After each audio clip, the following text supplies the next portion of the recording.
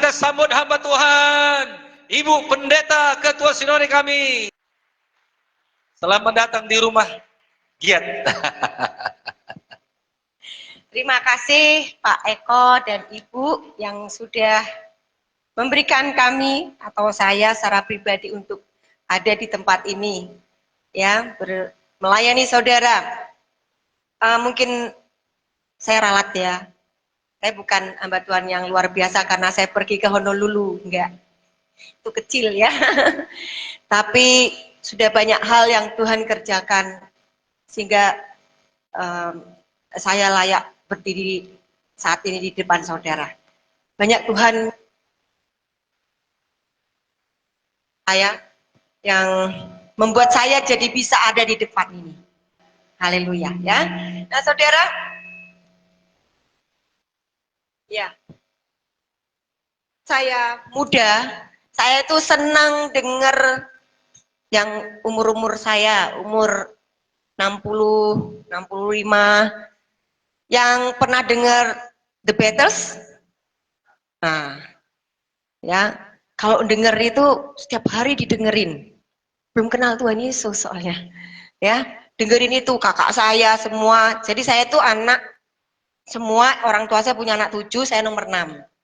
Jadi di atas saya itu kakak-kakak saya. Mereka tuh semua kalau udah dengerin itu, wah, keras banget anunya, speakernya. Ya, jadi otomatis secara nggak langsung jadi hafal kata-katanya. Ya, saudara, lagu-lagu seperti itu pertama masuk ke dalam telinga kita, kan kita dengar pakai telinga, terus rasanya hati kita ikut-ikut nyanyi, terus rasanya hatinya seneng, terus mulai gembira, ikut nyanyi, bekerja sambil nyanyi. Tapi berbeda dengan lagu rohani. Kalau lagu rohani yang kita dengar, begitu kita dengar, roh kita ini kayak melonjak gitu. Roh kita ini kayak dijamah gitu loh. Bener nggak? Baru setelah roh kita dijamah, kita rasakan kayak badan kita ringan. Hati kita sukacita. Hah? Yang tadinya ngomel-ngomel merengut, mulai senyum. Itulah bedanya waktu kita dengar lagu rohani dan rohana. Lagu rohani itu diawali dari roh dulu. Kalau roh kita beres, tubuh kita itu sehat. Amin. Jangan kita utamakan penampilan. Ya. Ya, pelayan-pelayan Tuhan yang melayani saudara juga jemaat. Jangan terlalu banyak waktu, menghabiskan banyak waktu untuk penampilan. Ya, melayani persiapan 1 jam, penampilan bisa 2 jam. Ya, karena apa? Kalau kita berbicara tentang pelayanan, itu kita bekerja sama dengan roh, yaitu Roh Kudus. Dan kalau Roh Kudus bekerja, dia akan menjamah dalam dulu, roh kita dulu. Nah, Rasul Paulus mengatakan bahwa orang Kristen itu kenapa suka lemah, suka kalah? Karena hati dan pikirannya itu dipimpin dirinya sendiri, nggak dipimpin roh. Atau karena rohnya nggak kuat menghadapi keadaan yang dia alami. Mau pergi kerja, cari aja kerja seenaknya. Sak ketemunya kalau orang Jawa bilang, oh di sana ada kerja, lamar. Nggak berdoa dulu, cari Tuhan apakah itu benar apa enggak. Cari jodoh, oh sudah lirik-lirikan berarti itu jodohku. Dia udah lirik-lirikan dia anak Tuhan, wah itu berarti jodohku. Kalau orang dipimpin roh, Roh Kudus itu akan memimpin rohnya, dan roh itu akan menundukkan emosi dan pikirannya, kemauan dan kehendaknya sendiri, tunduk kepada kehendak Roh Kudus. Amin. Nah, saudara rindu hidupmu tahu apa yang engkau kerjakan itu benar-benar dipimpin oleh Roh Kudus. Sekarang kita lihat di dunia ini, semua hal tidak ada yang pasti. Orang ekonom bilang tahun 2023 tahun yang mengerikan, resesi. Tapi nyatanya anak-anak Tuhan bisa menjalaninya, benar? Tahun 2024 orang sudah meramalkan akan terjadi penurunan ekonomi, banyak kemiskinan. Sampai anak saya yang paling kecil, itu karena dia sekolah di ekonomi, mungkin dia dengar dari dosen-dosennya. Dia tanya, Mama harus prepare, harus persiapan untuk tahun depan selama setahun. Itu dia bicara kira-kira bulan Oktober. Terus, ya saya bilang gitu. Tapi di dalam hatiku, prepare gimana? Saya dapat berkat ya cukup untuk 1 bulan. Bagaimana saya mau prepare setahun?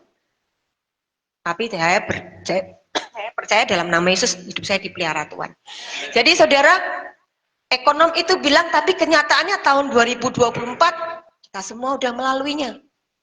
Sekarang tahun 2025 banyak yang meramalkan resesi dimulai bulan Juni kemarin. Yang aku lihat nggak ngerasain aku resesi apa enggak. Yang aku lihat demo di mana-mana. Orang nggak mau melihat atau sulit menerima dirinya, keadaannya. Tekanan yang banyak di dalam hidupnya membuat orang itu mengambil keputusan yang salah. Karena apa? Karena dia dikuasai keinginannya, kehendaknya.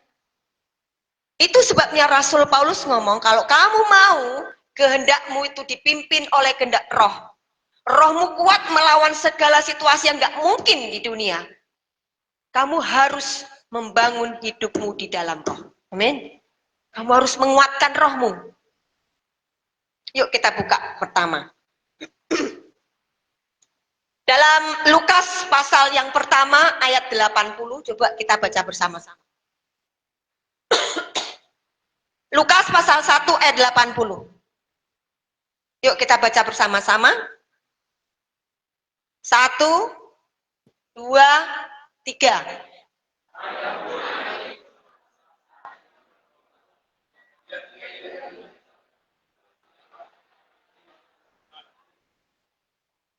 Siapakah ia itu? Kasih. Siapa? No. Yohanes Pembaptis. Adapun Yohanes Pembaptis itu bertambah besar dan makin kuat rohnya. Jadi dulu dia mungkin belum kuat sekali, tetapi ketika itu dia bertambah besar dan dia bertambah kuat rohnya. Dan setelah kuat rohnya, ia menampakkan diri, artinya dia mulai melayani orang-orang Israel. Jadi kalau kita mau pergi ke dunia, bertemu dengan hal-hal yang duniawi, hidup sehari-hari, kita harus punya roh yang kuat. Kita buka lagi Lukas pasal kedua ayat 40. Lukas pasal 2 ayat 40, ayo kita baca bersama-sama. 1, 2, 3.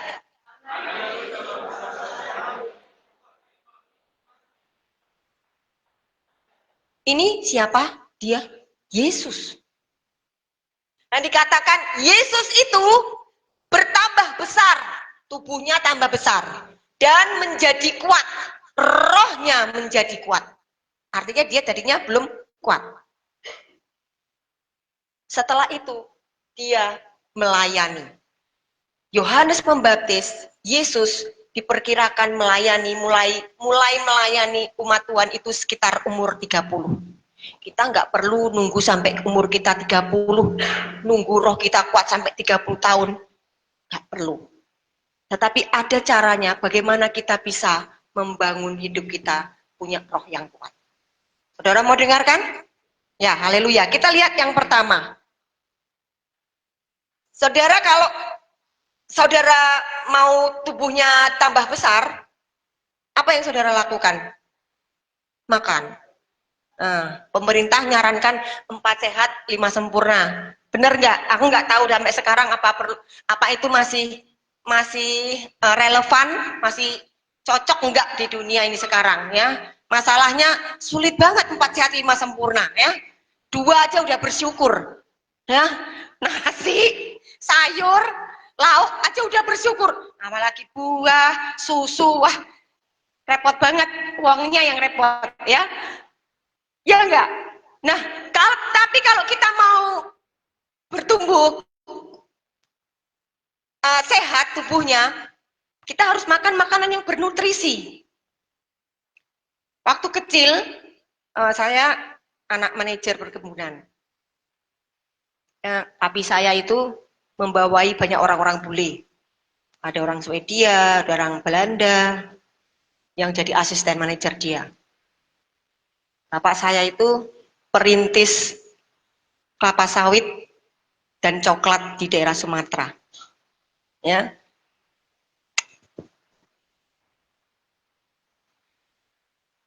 Satu saat saya 7 bersaudara yang sama dengan saya waktu itu yang lain udah pada kuliah. Jadi kalau papi saya itu anak-anak udah mulai SMP dipindah ke Jawa. Dulu soalnya sekolah nggak seperti sama, kualitasnya sama seperti sekarang nggak. Jadi selalu dipindah ke Jawa, dikontrakkan rumah. Nah, waktu itu yang tinggal sama saya 3 orang. Jadi adik saya sama itok saya, abang saya. Setiap pagi mau berangkat sekolah, kami kan sarapan bareng gitu. Selalu pembantu saya itu ada pembantu khusus untuk bersihin rumah, ada sopir, ada atau punya genset sendiri, ngurusi genset, ada yang tukang tanaman, pembantu saya 10. Mbok saya tukang masak ini selalu tanya, nanti mau jajan apa gitu, nanti kakak saya ngomong apa, adik saya ngomong apa. Nah saya itu saya bilang, Mbok aku terserah yang Mbok punya, bilang. Terus dia kasih saya ubi singkong godok itu loh. Nah, singkong godok itu sama ikan teri. Wah, enak banget gitu ya. Terus saya bilang, jadi lapar. Terus saya bilang sama mbok saya, besok buatin lagi ya mbok. Nggih, gitu. Itu 3 hari berturut-turut saya makan itu terus jajannya. Terus saya bilang sama papi saya, Pap, aku tuh pap dibasain sama mbok Marlia namanya, Mbok Marlia. Ubi singkong papi, terus enak banget pap. Papi bilang gitu. Besoknya saya lagi ngomong gitu, terus dia bilang, mangan ngono terus, engkau susu otakmu bodoh deh. Akhirnya makan gitu terus, nanti otakmu lama-lama bodoh. Dia bilang gitu. Masa? Dia bilang, jadi saya takut karena saya masih umur 3 tahun, ya. Jadi saudara, artinya kalau kita itu mau sehat, tubuhnya kan tergantung apa yang kita makan juga sebenarnya, gitu ya. Benar nggak? Itu sebabnya anak sampai umur 5 tahun harus diperhatikan makannya. Ibu hamil harus diperhatikan makannya. Untuk siapa? Bukan untuk ibunya, untuk anaknya. Jadi kalau kita makan makanan yang bernutrisi, otomatis itu akan berhubungan dengan tubuh kita, akan berdampak sama tubuh kita. Ya, nah saudara, kalau kita mau makan, roh kita kasih makan, ada 2 yang harus kita perhatikan. Yuk kita lihat. Yang pertama, supaya roh kita kuat, makan firman Tuhan. Ayo sama-sama katakan. Nah, yuk kita lihat sekarang 1 Korintus pasal 3 ayat 2.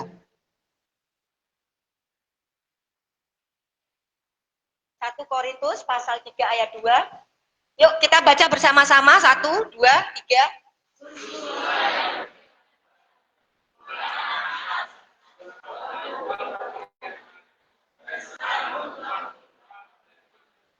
Ya, jadi firman Tuhan itu ada yang berbentuk susu.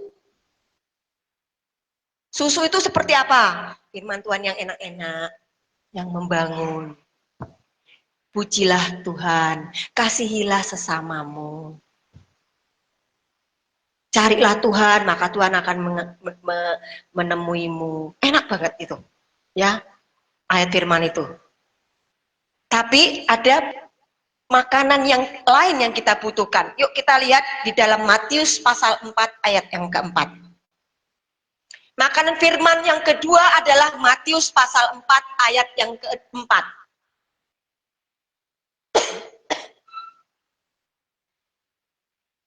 Ya, 1, 2, 3.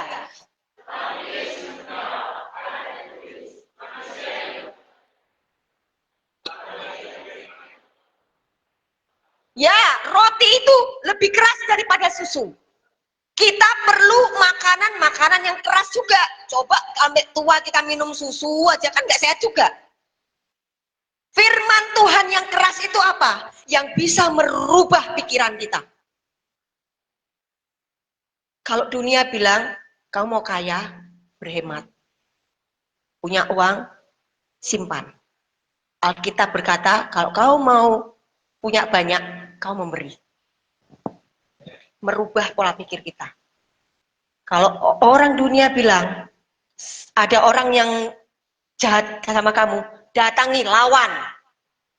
Tapi Alkitab berkata, kasihi.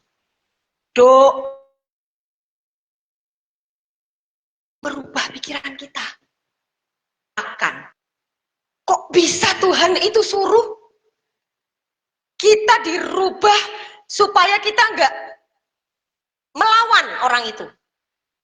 Sekarang zaman orang dibully.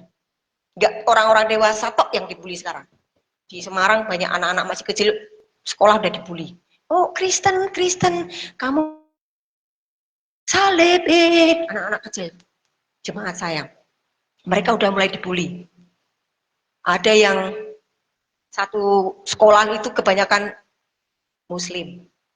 Terus karena dia Kristen, gurunya tanya, kenapa kamu nggak pakai udung? Oh, saya Nasrani, masih kelas 1 SD. Terus dibully teman-temannya. Ya, nah itu sebabnya sekarang ada pelayanan khusus untuk anak-anak yang dibully itu. Bagaimana caranya supaya kita bisa mengcover mereka, bisa menolong mereka. Nah, jadi kita butuh firman Tuhan yang kuat, firman Tuhan yang keras. Ya, kita butuh firman Tuhan yang merubah pikiran kita. Ya, tapi kita juga perlu firman Tuhan yang mendorong. Senyumlah, sukacita dari Tuhan itu kekuatan, wah enak. Tapi kita perlu juga, berilah maka kamu akan diberi. Alkitab katakan, orang yang tidak mengasihi saudaranya, dia adalah seorang sama dengan pembunuh. Aduh, berarti saya pembunuh kalau saya membenci saudara. Itu merubah pikiran kita. Firman Tuhan itu membuat kita, kemauan kita tunduk kepada kehendak roh. Kalau kita mau makan firman Tuhan yang seperti itu, kita sudah membangun roh kita. Yang kedua, siapa yang nggak hafal? 1 Tesalonika pasal 5 ayat 17, bukan ayat 18. Ayo. Nah, ayo bareng-bareng. 1, 2, 3. Tetaplah berdoa. Tahu, tetaplah berdoa. Belum dijawab, tidak dijawab, belum lihat, tetap berdoa. Amin. Tetap berdoa sampai sesuatu terjadi. Jangan berhenti berdoa kalau kamu belum melihat sesuatu itu terjadi. Jangan katakan, Bu, aku udah 4 tahun, Bu, doakan. Dia tidak berubah. Tuhan punya rencana atasmu. Amin.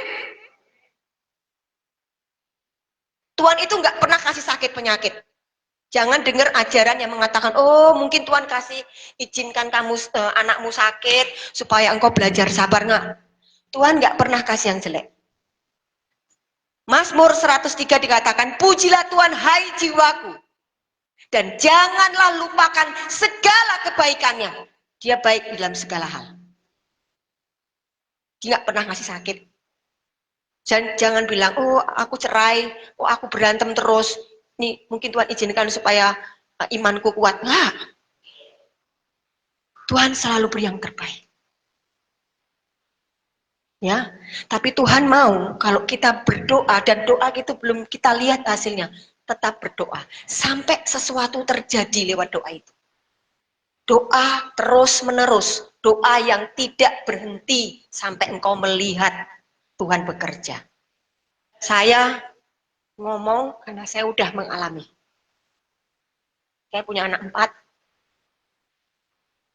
Anak saya yang nomor 2, mantan pasien epilepsi. Sekarang umurnya bulan depan 28 tahun. 22 tahun. Dari mulai dia bayi. Waktu Pak Sivan merintis Ranto Prapat, saya melahirkan dia. Ya. Waktu itu Pak Sivan itu KKR di lapangan-lapangan, maaf ya, sampai orang itu katanya hanya pengen pegang jasnya, asal bisa kena jasnya aja, aku pasti sembuh. Dan itu benar terjadi. Banyak katanya orang yang dipasung-pasung itu dibawa di lapangan-lapangan itu.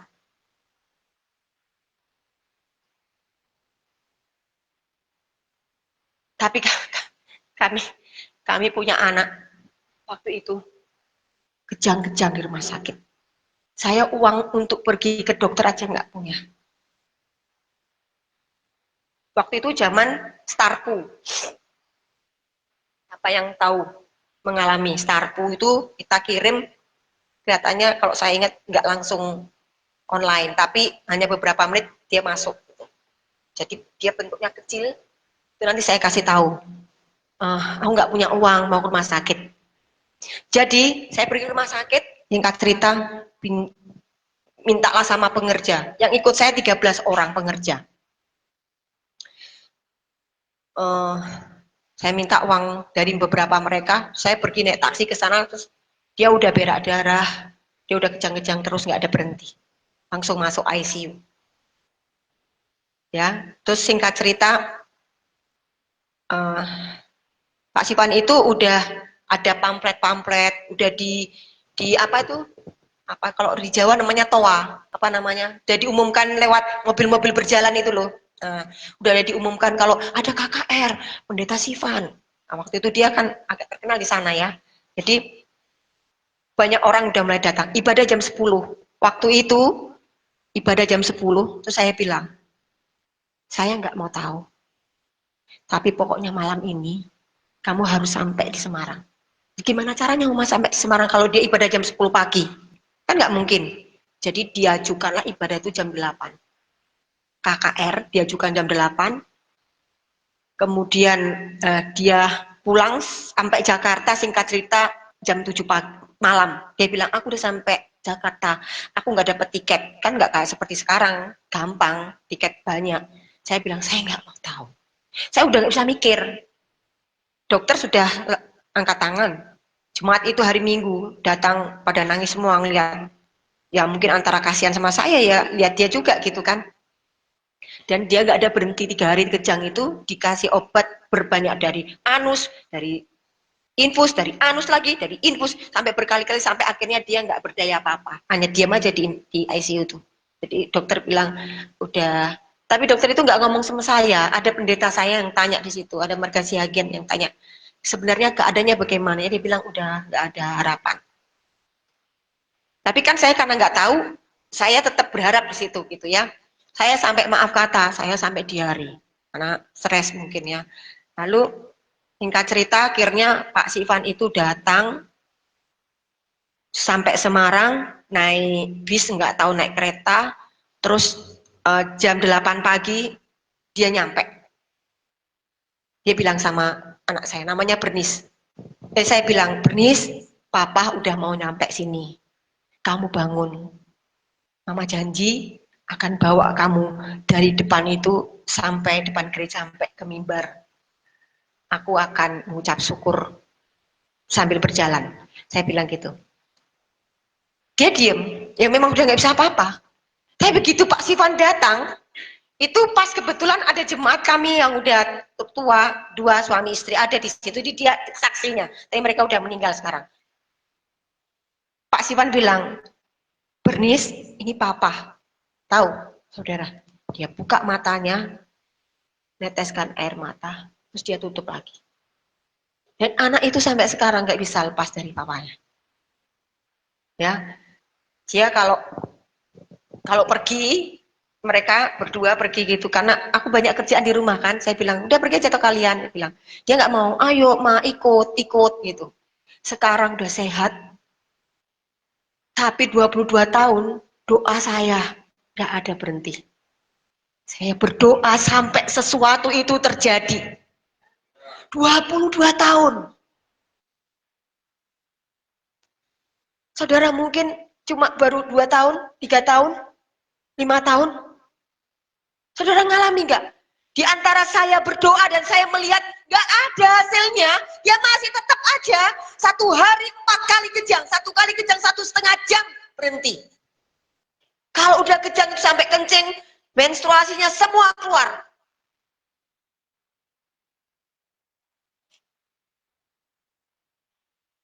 Saya nggak seperti istri-istri pendeta yang pergi kemana suaminya ikut. Ya nggak mau saya serahkan kepada orang lain. Ya, kondisinya dia seperti itu. Dan selama 22 tahun itu, 4 tahun lebih kami salah memberi obat. Jadi salah ke dokter. So, dokter itu salah memberi obat. Ya, itulah saudara ya. Jadi kita tetap harus berdoa. Sekalipun kita belum melihat hasilnya, tapi Alkitab katakan tetaplah berdoa. Artinya engkau terus berdoa sampai terjadi sesuatu. Haleluya, amin. Tetap berdoa dan jangan mengeluh. Yang terakhir kita lihat, Ibrani pasal 10 ayat 25. Bagaimana caranya supaya kita bisa memiliki roh yang kuat? Ibrani pasal 10 ayat 25, kita baca bersama-sama. 1, 2, 3.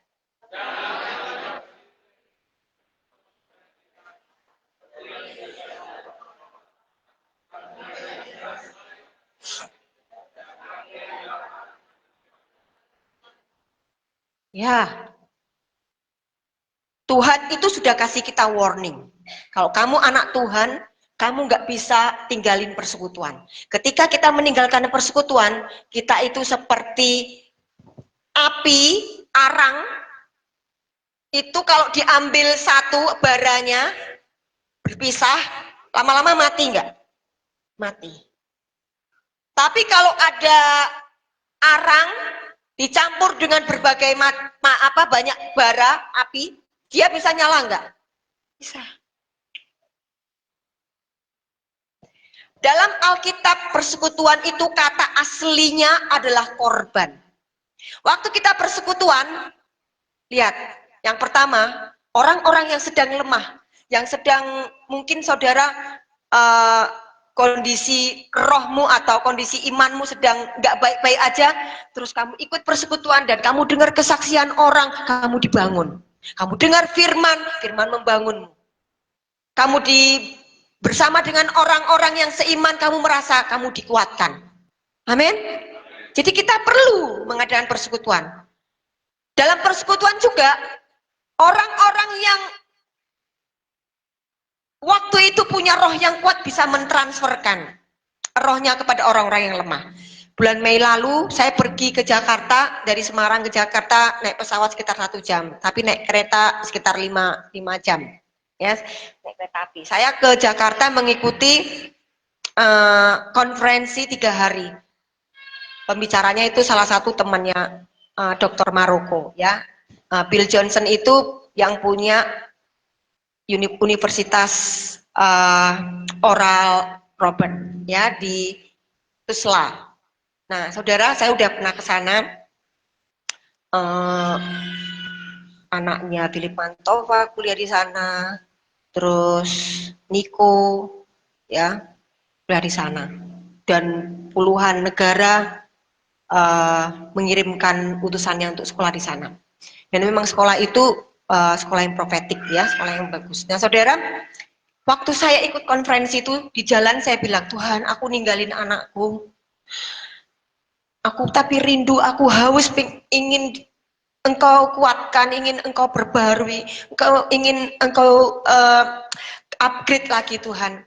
Aku tinggalkan anakku, tolong Tuhan, berkati aku. Saudara, waktu saya ikut konferensi itu, dari mulai hari pertama sampai hari ketiga, air mata ini nggak ada berhenti nangis terus. Sampai sekarang. Saya nggak bisa nahan air mata saya kalau aku ingat Tuhan, ini semua kebaikannya. Mengikuti conference dan bersama dengan orang-orang yang dipakai Tuhan luar biasa itu membawa pengaruh. Jadi kalau saudara ikut persekutuan, jangan anggap gitu-gitu aja. Itu persekutuan, berfellowship. Kamu memberi, ada yang menerima. Kamu juga mentransferkan dan kamu akan jadi berkat buat orang lain. Amin. Ya, jangan tinggalkan persekutuan. Life group di tempatmu. Jangan malas. Yuk kita lihat Ibrani ayat yang terakhir. Ibrani 13 ayat 15 dan 16. Persekutuan itu kata aslinya adalah korban. Apa yang Tuhan katakan? Ayo kita baca bersama-sama. Sebab itu marilah kita oleh Dia senantiasa mempersembahkan apa? Korban syukur kepada Allah. Apa itu? Ucapan bibir yang memuliakan namanya. Jadi korban yang kita lakukan ketika kita persekutuan, ucapan syukur. Yaitu apa? Ucapan bibir yang memuliakan nama Tuhan. Ayat 16, dan janganlah kamu lupa apa? Berbuat baik dan memberi bantuan. Sebab korban-korban yang demikianlah yang berkenan kepada Allah. Jadi di dalam persekutuan itu, kita memuliakan Tuhan. Mengucap syukur. Di dalam persekutuan itu, kita berbuat baik. Beri persembahan. Melihat saudaramu ada yang kekurangan, kau bantu. Mungkin saudaramu ada yang lagi, apa ya istilahnya kalau orang Batak muruk, apa? Lagi merengut, lagi banyak masalah. Merengut dia, dengan senyummu dia merasa diberkati. Jadi kita di dalam persekutuan itu, kita bukan hanya dapat transfer atau mentransfer orang, tapi ucapan bibir kita yang memuliakan itu adalah korban kita kepada Tuhan. Tahu saudara, apa yang membuat Tuhan itu masuk ke dalam hidup kita sebenarnya? Saudara ngerti gerbang? Tahu gerbang? Fungsinya apa gerbang? Hah? Untuk keluar masuk, akses untuk masuk ke dalam, benar? Nah, gerbang itu di Alkitab katakan, gerbang itu gambarannya adalah puji-pujian. Jadi ketika kita memuji Tuhan, Tuhan itu masuk, punya akses untuk masuk. Kalau saudara lagi banyak duit, memuji Tuhan enak.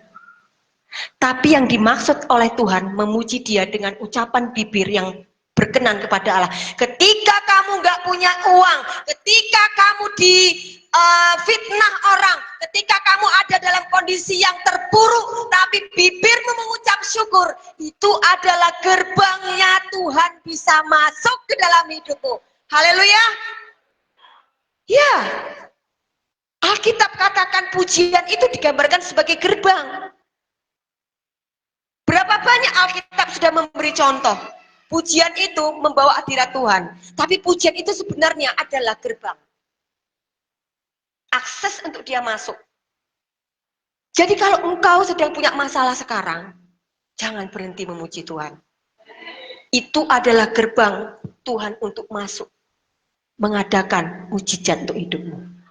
Jangan merenggut. Puji Dia. Haleluya. Ucapan bibir kita yang mengucap syukur dan korban kita itu adalah persekutuan. Itu adalah korban untuk kita memuliakan Dia. Sehingga waktu kita makan makanan yang sehat, bernutrisi, yaitu firman Tuhan. Waktu kita tetap berdoa, sekalipun kita belum lihat hasilnya. Tapi waktu kita terus bersekutu dengan orang lain. Dan memberikan ucapan syukur kita kepada Tuhan lewat bibir kita. Sekalipun kan keadaan nggak mungkin rasanya untuk mengucap syukur. Disitulah kita dikuatkan rohnya. Amin.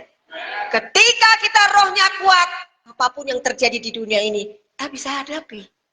Karena apa? Pikiranku, emosiku, kehendakku tunduk kepada kehendak roh. Amin. Alkitab katakan, waktu kita hidup dipimpin oleh Roh, maka kita disebut anak-anak Allah. Haleluya. Mari pemain musik bangkit maju ke depan. Kita akan angkat pujian. Haleluya.